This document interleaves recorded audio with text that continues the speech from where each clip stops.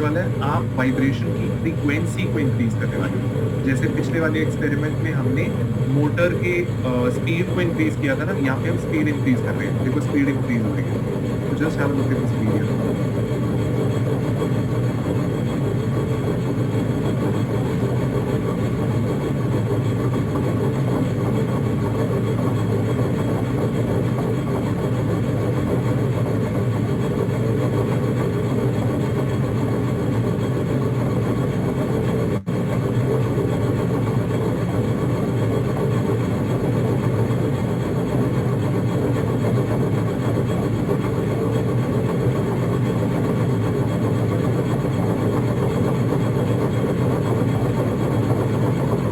तो ये 4 हर्ट्ज आपका जो वाइब्रेशन फ्रीक्वेंसी है, ये 4 हर्ट्ज हो चुका है इस सिस्टम का।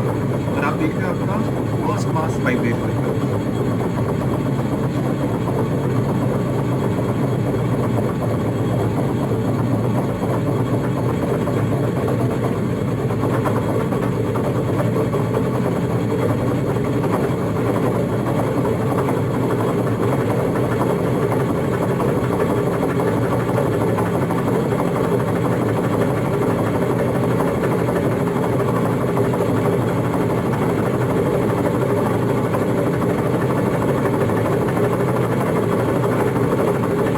फ्रीक्वेंसी काफी बढ़ चुकी है, ठीक है।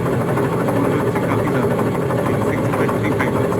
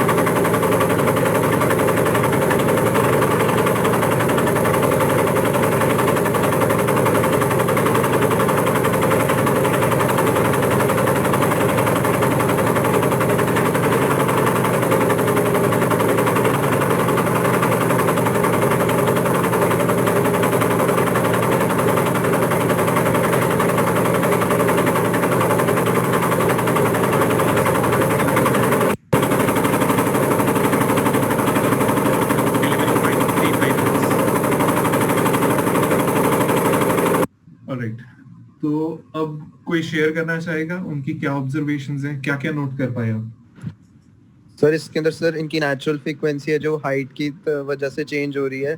तो जो अच्छा। जब जैसे जैसे फ्रीक्वेंसी बढ़ाते हैं सर, तो वो रेजोनेंस हो रही है एक एक करके, एक एक मतलब ठीक है, जिसकी सबसे ज्यादा हाइट है वो सबसे लो फ्रीक्वेंसी पे रिएक्ट करती है। तो ठीक है। जैसे जैसे हाइट कम हो रही है तो उसकी मतलब स्टेबिलिटी ज्यादा बढ़ रही है, तो वो उतनी ज्यादा फ्रीक्वेंसी तक मतलब झेल सकता है मतलब।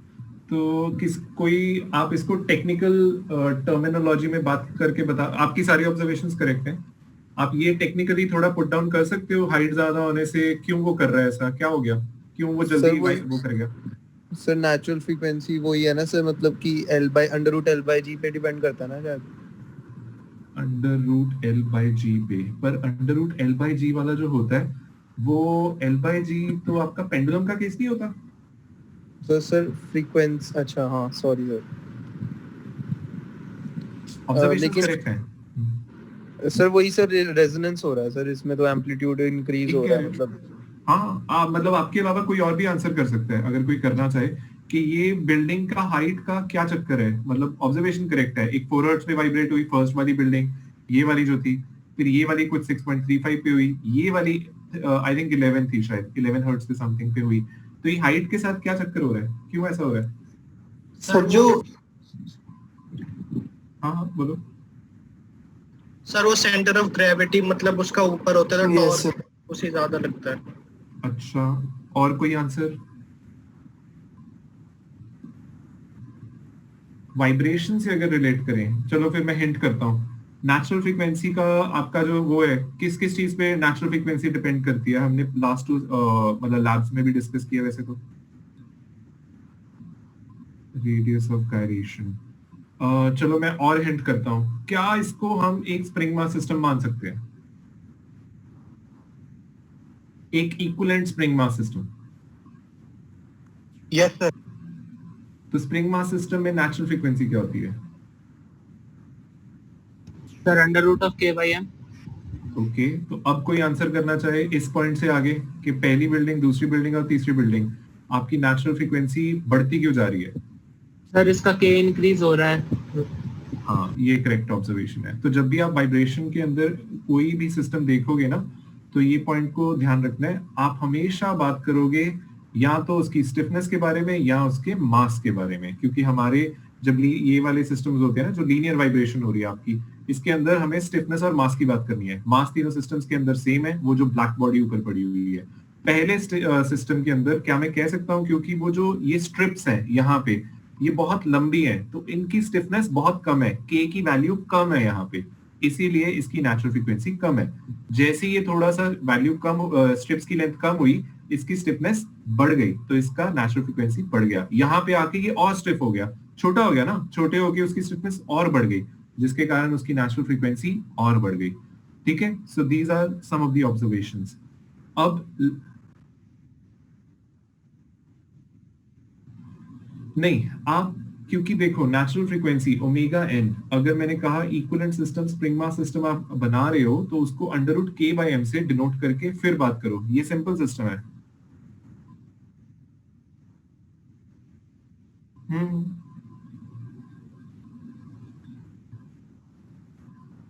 हम्म नहीं,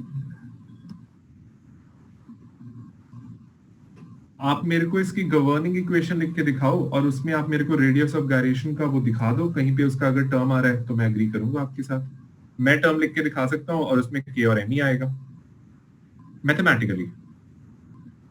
ठीक है, तो कोई मेरे को ये बता सकता है कि ये कितने डिग्री ऑफ फ्रीडम सिस्टम है वैसे? मतलब अगर 1 डिग्री ऑफ फ्रीडम। 1 है।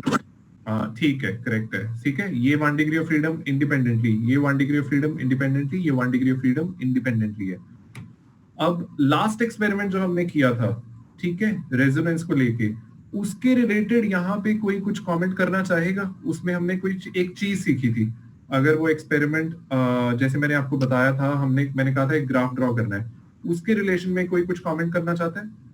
यस सर, जब जो जिसकी ज्यादा लेंथ थी सर, जब उसकी पीक आ गई थी तो वो स्टेबल हो गया था सर। जिसकी ज्यादा लेंथ है उसकी जब रेजोनेंस आ गई थी तो वो स्टेबल हो गया था सर, मतलब ज्यादा फ्लक्चुएट वो नहीं कर रहा था सर, हिलजुल। रेजोनेंस के बाद वैल्यू वापस कम होने लगी। हाँ, ये वाली ऑब्जर्वेशन सुनना चाहता था मैं, जो आपने कहा वो मेरे को समझ नहीं आया। ऑब्जर्वेशन यही है कि जब इसका रेजोनेंस आया था, इनका नहीं आया था, तो ये उतना वाइब्रेट नहीं कर रहे थे और ये ज्यादा वाइब्रेट कर रहा था। फिर जैसे ही आपने फ्रीक्वेंसी बढ़ाई और इसका आपने वो नेचुरल फ्रीक्वेंसी उसके साथ मैच नहीं किया, आगे बढ़ गई ना वो वैल्यू, तो इसकी वाइब्रेशंस कम हो गई। और इसकी वाइब्रेशंस क्यों बढ़ने लग गई? क्योंकि इसकी नेचुरल फ्रीक्वेंसी की तरफ बढ़ना शुरू हो गए हम धीरे से, मतलब 4 से 4.5, 4.5 से 5, 5 से 5.5 एंड क्लोजली हम 6.35 पे इसका मैक्सिमम हो गया। फिर जैसे ही इसका रेजोनेंस जोन हमने पार कर लिया, 6.35 से हम लेट्स से 7, 8, 9 की तरफ गए, तो ये थोड़ा सा ज्यादा तेज वाइब्रेट करने लग गया और ये दोनों की वाइब्रेशंस डैम्पन्ड आउट थी। ठीक है, सो ये ऑब्जर्वेशन जो लास्ट टाइम हमने सीखी थी, रेजोनेंस जोन पे मैक्सिमम होगा उस सिस्टम का, उसके अगल बगल में थोड़ा सा आपकी जो वाइब्रेशंस है कम रहती है, इसलिए हमारी कोशिश क्या रहती है कि रेजोनेंस जोन को अवॉइड किया जाए। डन है? और कोई एक लास्ट ऑब्जर्वेशन है, वो इस सिस्टम को लेके है, कोई उसके बारे में कुछ बात करना चाहेगा? अगर मैं कहूं कि यहाँ पे मोटर नहीं है, अपने हाथ से इसे हिलाओ, तो ये बताओ कि सबसे ज्यादा एनर्जी किस केस में लग रही होगी, पहले में, दूसरे में, तीसरे में? पहले फर्स्ट वाले में, from the left hand side. हाँ, सो ये एक अदर ऑब्जर्वेशन है कि जैसे ही आपकी अगर ज्यादा है ना नेचुरल फ्रीक्वेंसी, तो उसको एक्साइट करने के लिए भी आपको एनर्जी ज्यादा देनी पड़ती है। देखो, उतनी एनर्जी देने के चक्कर में अपना जो बेस सिस्टम है उसको ही काफी मतलब प्रॉब्लम आनी शुरू हो गई थी। सो ये एक अनदर ऑब्जर्वेशन है। ठीक है, हायर फ्रीक्वेंसीज को एक्साइट करने के लिए ज्यादा एनर्जी देनी पड़ती है। ये सारे आप मैं प्रैक्टिकली दिखा रहा हूँ, ये कंसेप्चुअली जब फॉर्मूले में आते हैं तो ज्यादा समझ नहीं आते, इसलिए मैं थोड़ा सा प्रैक्टिकली बता रहा हूँ, क्योंकि ये दिख रहा है तो समझ आ जाता है। ठीक है, so this is one set of experiment. अब इसी की ही स्लाइट मॉडिफिकेशन एक अलग सेट ऑफ एक्सपेरिमेंट में आपको दिखाता हूँ, उसमें आपको फिर थोड़ी और क्लैरिटी आ जाएगी। ठीक है, so I will stop this one and I will play the other one now.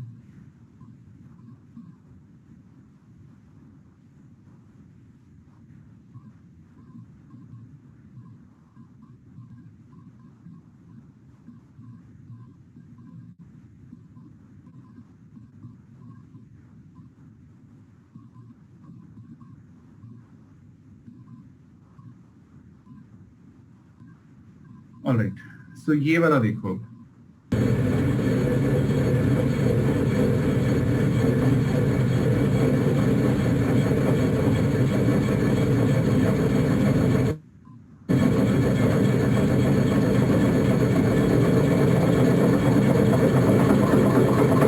कैसे वाइब्रेट हो रहा है ये जरूर 4.35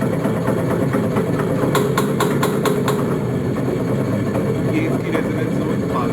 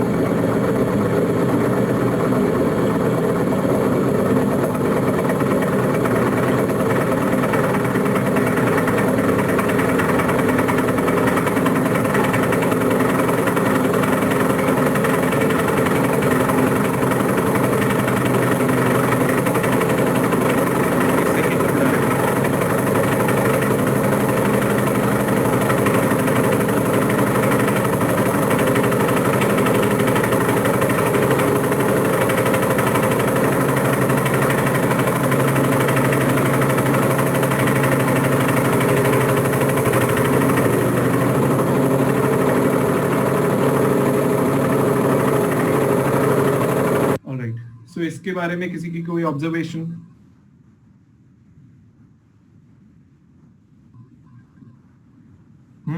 दो अलग मोड्स ऑफ वाइब्रेशन है इसकी। हाँ, इसके दो अलग मोड ऑफ वाइब्रेशन है। और कोई ये बता सकता है ये कितने डिग्री ऑफ फ्रीडम सिस्टम है?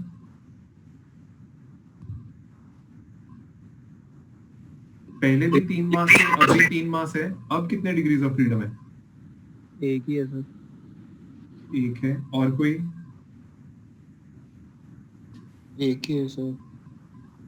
नहीं, ये आपका 3 डिग्री ऑफ फ्रीडम सिस्टम है, ये बात समझने वाली है। ठीक है, ये multi degree of freedom system का केस आ जाता है। आपकी ये बहुत सारी आपको ना जब न्यूमेरिकल आएंगे 3 मासेस स्प्रिंग से अटैच किए हुए ऐसे दिखाए जाएंगे। एक मास है, ये बीच में स्प्रिंग है, एक मास है, बीच में स्प्रिंग है, एक मास है, बीच में स्प्रिंग है। ये आपका बेसिकली एक सीरीज का केस दिखाया जाएगा आपको। ये एक्चुअली जब फिजिकली बनाते हो तो इस तरह से दिखता है। और अगर और प्रैक्टिकल इसका यूज बता दूं कि ये किस चीज की स्टडी में यूज की जाता है ये वाला एक्सपेरिमेंट, ये बेसिकली आपकी बिल्डिंग है। ठीक है, आपके जो बिल्डिंग्स होती है ना उनको बनाने के बाद ऐसे मतलब उनके छोटे से मॉडल बना के ऐसे टेस्ट किए जाते हैं पहले, मल्टी स्टोरी बिल्डिंग्स 3 से 4 फ्लोर की, कि अगर ये मटेरियल होगा ऐसा होगा तो फिर उसको वाइब्रेट करके चेक करते हैं प्रोटोटाइप्स को। ठीक है, बिल्डिंग एक्सपेरिमेंट भी बोला जाता है इसे। सो किसी ने इसकी जो करेक्ट ऑब्जर्वेशन जो वो ये है कि इसके अंदर 2 मोड्स ऑफ वाइब्रेशन है। मोड्स ऑफ वाइब्रेशन क्या होता है कि जब इसकी रेजोनेंस आती है, जब ये अपनी नेचुरल फ्रीक्वेंसी के ऊपर वाइब्रेट करता है, तो वो वाइब्रेट करते हुए ये किस तरह की डिस्प्लेसमेंट दे रहा होता है। एक डिस्प्लेसमेंट ये दे रहा था कुछ यहाँ पे, ठीक है, ये मोशन मतलब तीनों एक ही फेज में जा रहे हैं। जैसे आपका मतलब स्केल होता है ना, वाइब्रेट करता है, मतलब ये एक तरह से कैंटिलीवर बीम की तरह वाइब्रेट सा कर रहा है कुछ। और उसके बाद जब दूसरा मोड ऑफ वाइब्रेशन आया, सेंटर वाला स्टिल है, ऊपर वाली एक्सट्रीमिटीज जो है मतलब ये अपनी एक्सट्रीमिटीज पे जाने की कोशिश कर रहे हैं। ऊपर का मास, नीचे का मास, सेंटर का मास स्टेबल है।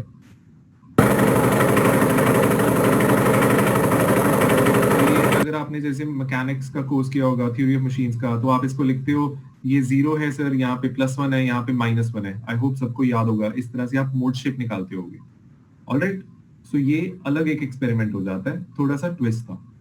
सो एक और एक्सपेरिमेंट आपको दिखाते हैं, फिर उसमें आप बताना आपकी क्या ऑब्जर्वेशंस हैं। ये सारे रेजोनेंस के ऊपर बेस्ड थे। हमने लास्ट टाइम रेजोनेंस एक बीम की देखी थी, ये थोड़ा सा मैं डिफरेंट स्ट्रक्चर्स की दिखा रहा हूँ कि रेजोनेंस के ऊपर जैसी आपकी रेजोनेंस आती है तो किस तरह से वो वायलेंटली वाइब्रेट करता है, रेजोनेंस आने से पहले और जाने के बाद, मतलब वो एकदम से स्टेबल हो जाता है। ठीक है, ऑलराइट, एक और वीडियो है।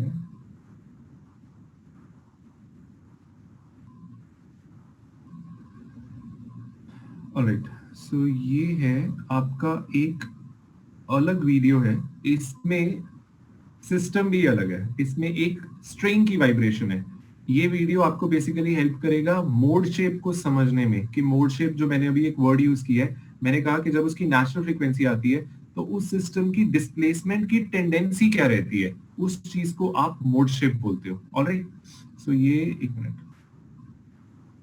ऑलराइट, तो ये देखो, तो हम यहाँ पे ये एक एक्साइटर होता है, यूजुअली आप अगर लैब में आते आपको दिखाते, ये एक फिक्स फ्रीक्वेंसी के ऊपर वाइब्रेट करने के लिए हमें एक इंस्ट्रूमेंट दिया जाता है, इसे हम कहते हैं एक्साइटर। ठीक है, यहाँ पे स्ट्रिंग का एक एंड बांधा हुआ है, स्ट्रिंग का दूसरा एंड दूसरी जगह फिक्स किया हुआ है। ठीक है, अब धीरे धीरे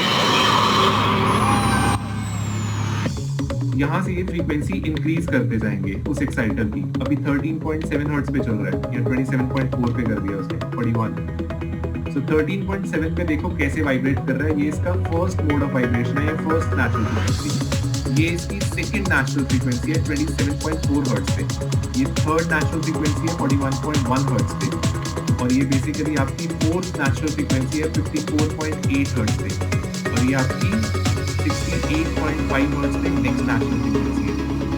ऑलराइट, सो इसको मोड शेप बोलते हैं। ये जो चीज हो गई है, ये हमें बेसिकली हेल्प कैसे करती है। लेट अस अज्यूम ये एक स्ट्रिंग ना होके आपकी रॉड होती या बीम होती, वो भी इसी तरह से वाइब्रेट हो रही होती है। सो उसमें हमें ध्यान का रखना पड़ता है कि जब भी आप अपनी लोडिंग कर रहे होते हो या सपोर्ट लेने की कोशिश कर रहे होते हो, आप कोशिश क्या करोगे, जैसे लेट से ये यहाँ पे सेकंड मोड देख लो, उससे ज्यादा आसान से यहाँ पे आप देख सकते हो, ये वाले जो पॉइंट्स है ना बीच में, इनकी कोई डिस्प्लेसमेंट नहीं हो रही, बाकी पॉइंट्स बहुत वायलेंटली वाइब्रेट कर रहे हैं।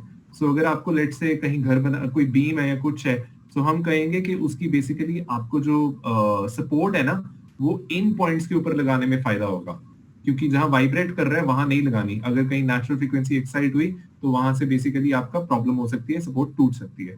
ऐसी मैकेनिकल कंपोनेंट्स के अंदर भी होता है। ठीक है, किसी को कोई डाउट कि ये नहीं समझ आ रहा?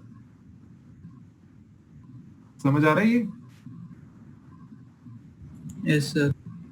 क्योंकि ये प्रैक्टिकली आप निकालते हो, दिखता नहीं है। नोटबुक के ऊपर आपको ये +1 -1 करके दिखा देंगे, यहाँ डिस्प्लेसमेंट 0 बोल दिया जाएगा, एक स्ट्रेट लाइन होगी। ठीक है, इसी के रिलेशन में अब एक और प्रैक्टिकल एक्सपेरिमेंट दिखाता हूँ, जहां पे एक्चुअल बीम के अंदर आपको ये और क्लियरली समझ आएगा मोड शेप क्या होती है। ठीक है, इसके बाद फिर डैम्पिंग डिस्कस करते हैं।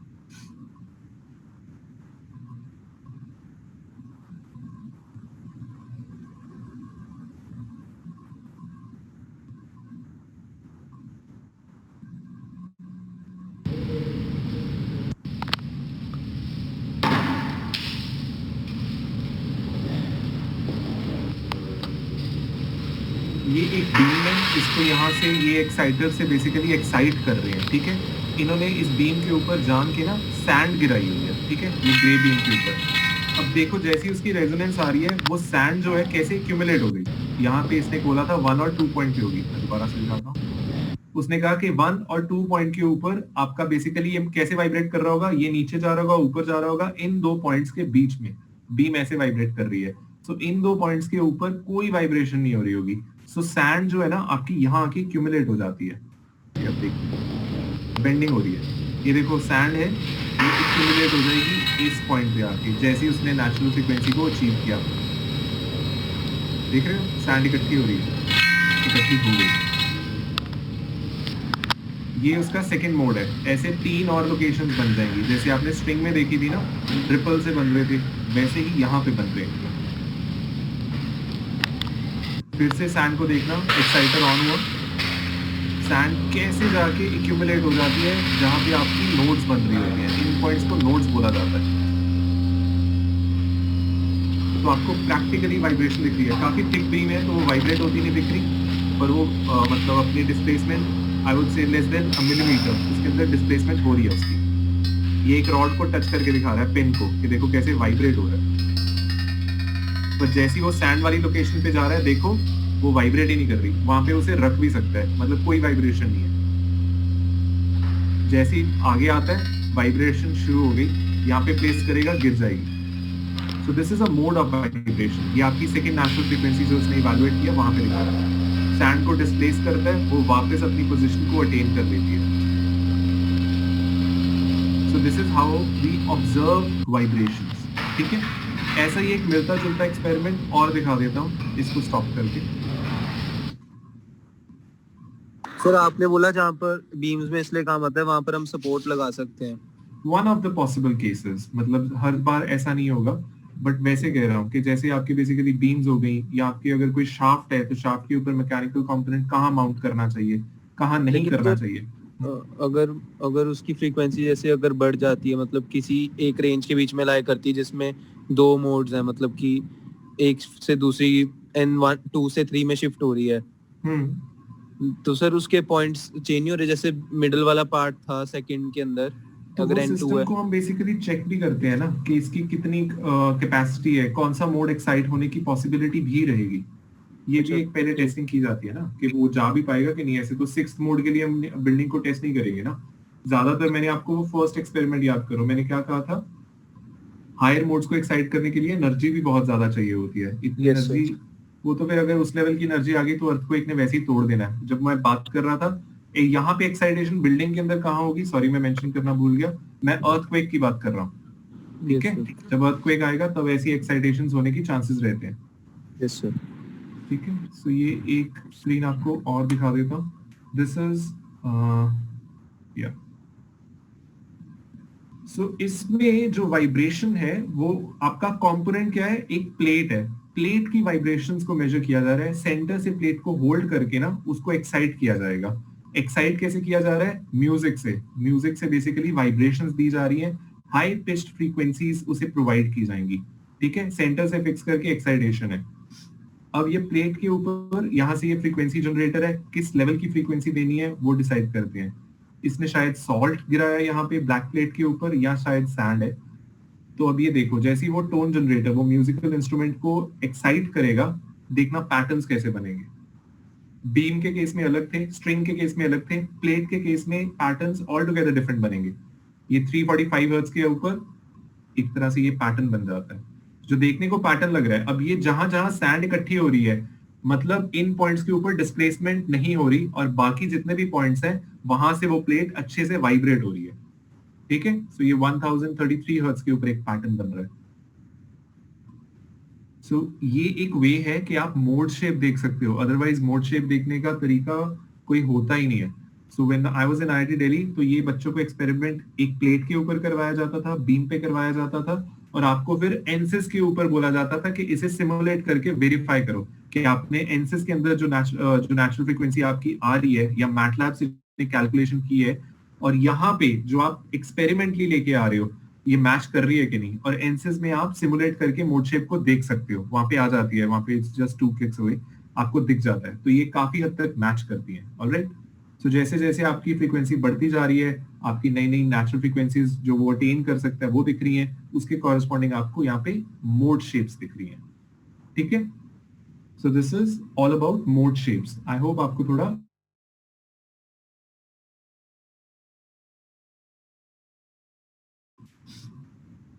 So now I'll move to one another. Okay.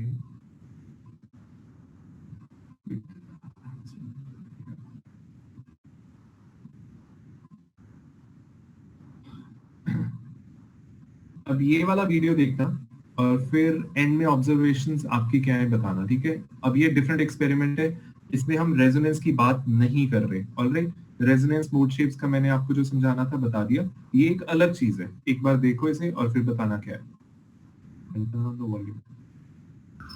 एक स्केल है, पिवट किया हुआ है ऊपर यहाँ पे, और नीचे एक मास सा लगा के इसे हम ऑसिलेट करेंगे। बेसिकली हम वाइब्रेशन देने की कोशिश कर रहे हैं। ठीक है, और धीरे धीरे हम इसकी वाइब्रेशन के साथ थोड़ा प्ले करने वाले हैं।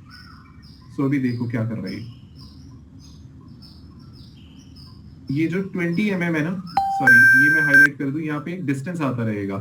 उसको आप ऐसे समझो, इसकी मैक्सिमम मैग्नीट्यूड मत समझना, वो आप समझो कि बेसिकली इसका हाउ शुड आई से टाइटनेस, एक तरह की एक डिस्टेंस है पीछे से मेजर कर रहा है ये, जिससे इसकी सिस्टम की टाइटनेस बढ़ रही है, ठीक है।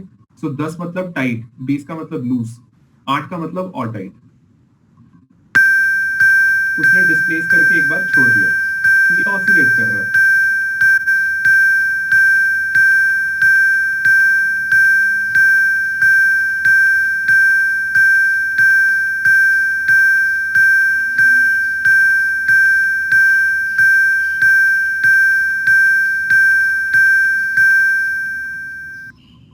अब उसने सिस्टम को थोड़ा टाइट किया है।